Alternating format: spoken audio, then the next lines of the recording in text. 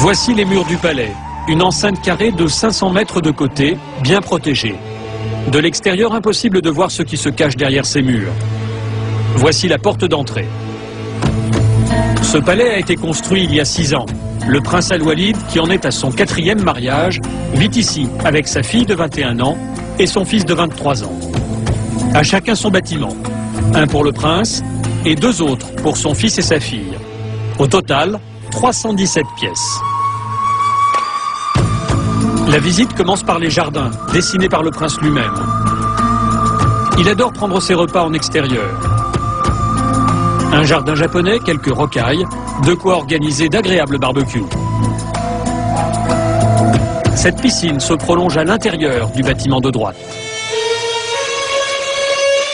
C'est le jardin secret du prince Al-Walid, le hall africain. Ici, la lumière est jaune, c'est normal, c'est pour faire savane.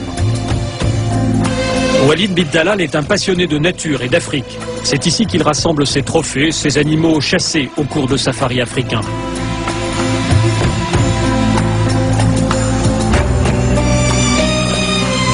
La visite continue par des couloirs souterrains. Tous les bâtiments sont reliés entre eux par un réseau en sous-sol. Il y fait plus frais. Et voici le complexe sportif privé du prince. Il s'y rend tous les soirs pour nager dans cette piscine. Il peut y faire des longueurs de 30 mètres ou se lancer de son plongeoir de 5 mètres. Tout autour du bassin, des petits salons permettent de recevoir les amis et de leur montrer la maquette de la tour Kingdom, la fierté du prince. C'est un décorateur français qui a conçu cet endroit. La France, où le yacht du prince est amarré chaque été dans la baie de Cannes. Bien sûr, il y a une salle de cinéma privée.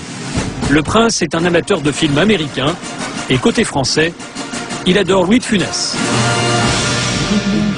Et quand il faut partir, le prince peut choisir. Il change de voiture tous les jours. Des 4x4 qu'il possède chaque fois en double exemplaire, un pour lui et un pour ses gardes du corps.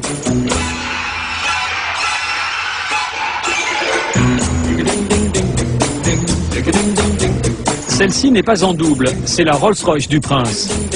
Surprise, ces 2 petites voitures coréennes, le prince est actionnaire de cette marque. Voici la sienne, avec sa plaque personnelle.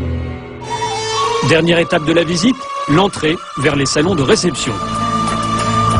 Régulièrement, le prince invite ses hôtes de marque, des membres de la famille royale, mais aussi des chefs de tribus venus de toute l'Arabie Saoudite. Et ce qui se dit dans ces salons a de bonnes chances de remonter jusqu'aux oreilles du roi.